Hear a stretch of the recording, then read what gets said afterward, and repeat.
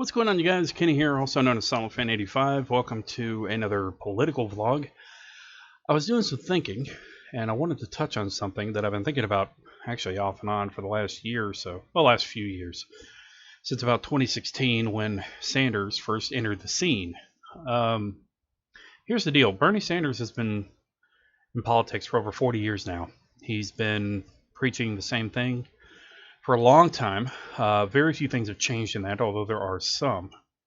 And for a long time, he went pretty unrecognized by the mainstream media, probably for reasons. Probably because a lot of people dismissed him, and a lot of people wrote him off. But in this newer age and newer generation, he is obviously sparking what could be, well, as he puts it, a revolution. Here's the deal. He ran in 2016 and he was robbed. The DNC rigged it against him in favor of Clinton because Clinton was a poster girl for the establishment. A lot of people argue against that. Well, there's no proof, but the problem is, if you Google it, there's plenty of proof that's come out. Even Mike Bloomberg has recently come out and said that, Bernie would have won on another scale. But this is essentially Sanders' last shot due to his age. Now, I honestly, as a supporter, I could care less about his age. It's really more about his experience, his honesty, and his drive. And clicking with about 90% of what he has said for years and what he's put into practice, what he's gotten done behind the scenes, even if his name wasn't on bills, the things he helped pass, the ideas he came up with, that he gave to other senators and got it passed, so on and so forth. It's the man's experience and his record that matters the most to me. That's why I click with him. Very few politicians throughout the years can claim the same as he does. That he has been consistent, he hasn't flip-flopped, he hasn't bought out, and he's been solid, and he's been reelected because of it, because he's a very honest person. Now, you may not like his policies. You may not like the things he says, or that he seems ornery sometimes. But pretty much everybody that has dealt with him, that has met him, so on and so forth, believes him to be an honest guy. And they know that he'll fight for what he says he will. Now, will that actually happen is really up to a bunch of factors, but that's for another story. But if he doesn't win, hypothetically, and the chances of him winning are still up in the air right now, very good chances that DNC is going to change the rules on him to suppress votes, to not get younger people out, to change voting locations at colleges, which they usually do. They play this shuffleboard game of not wanting people to vote that they know will vote for Sanders. You'll probably have another Iowa cribbuckle, and then they'll want to recanvass, so on and so forth, because it doesn't make sense that Sanders is winning. Why is this happening? We don't know. We can't get our head around it. If that is to happen, and Sanders doesn't take this one, and there's always a chance that he may not, does that mean it's the end of it? Will we stop with this talk of Medicare for all, with free college, with college relief, so on and so forth? No, not by any measure. Because what a lot of people don't foresee is that this gentleman, Bernard Sanders, has inspired multiple generations, has been a beacon, and I use that term exactly as I mean it. He has been a beacon for new thoughts, new ideas, new policies that we here in America have been either ignorant of or willfully ignorant of.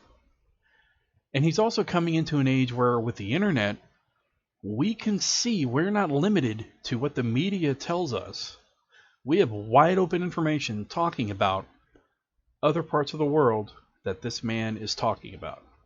And what they have proven is possible, especially when it comes to single-payer systems or universal health care. Americans are no longer limited to these limited feeds of information that come in, like older generations had to deal with. They didn't have the internet. They didn't have open sources of information. They only had what they were told through the TV, through the radio, what people wanted them to know. That's a powerful combination when you got somebody like Sanders speaking what he's speaking, and when you have access to it to back it up. And there's YouTube to back up what he says. So people can't slander him and say he never said it. It never happened. There's video proof on the internet. This is a powerful combination. But if he loses, doesn't mean it's over. Not by any measure. The fight is just starting for this.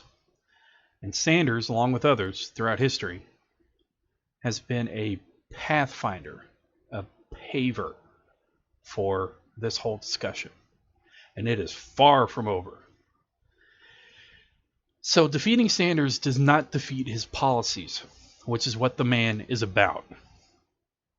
That is a silver lining to Sanders being defeated. It's not a total loss. This video may not age very well. I could be totally wrong. But there are very strong odds that these ideas, these seeds that have been planted into the American psyche, especially in newer generations, that see the authenticity of Sanders, that don't see a red flag in the word socialist, all that stuff's a dodo. It's going away. Red baiting doesn't work on current generations, and it never will. You call somebody a communist, they'll look into it, they'll read between the lines, or if you call somebody a socialist, communist is something different, but if you call somebody a socialist, they'll see that even in the country today and for years now, we've had very helpful socialist policies. They'll see that Medicare for all is popular. They'll see that people benefit from it.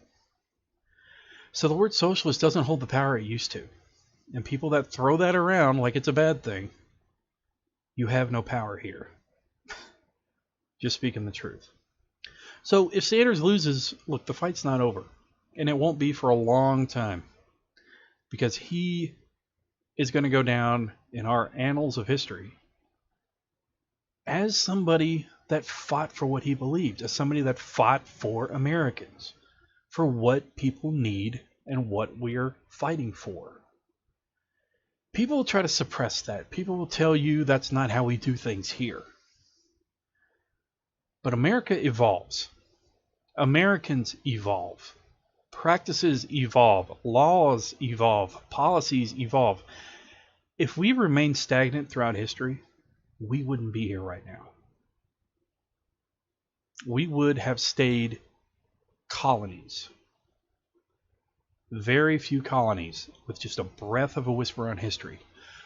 But because ideas change, because things move forward and progress and not remain stagnant into outdated and outmoded concepts, we are who we are today. And he has furthered that fight for something better that will become Americanized, let's be honest. We're not going to be like the rest of the world because we are America. We have our own ideals. We have our own ego, as it were. But it's not the end. So this gives me hope. You know, it's a thought that gives me hope. It's not going away, and it will be there, as it's been there for a long time. So many leaders throughout our history have fought for the same things that he's fighting for. But thanks to the internet and thanks to his grassroots movement, a lot of people have been inspired by the man. And when he sees that, when you see people like AOC and lots of other senators and new people that come in that beat incumbents, that come in with the same ideals and that fight for the same damn thing, this man, when he rests at the end of the night, his fight's not over. But you know he's got to find solace in that. And a lot of people say, oh, he's, you know, those aren't American ideas. What truly is an American idea? For people to be treated well, for people to live the life they want, and for people to be able to live their life. And if there are policies that help do that, that's an American standard. Anyway, thanks for watching. Be sure to like, subscribe, comment. Remember, you're awesome. Never let the world tell you otherwise. See you.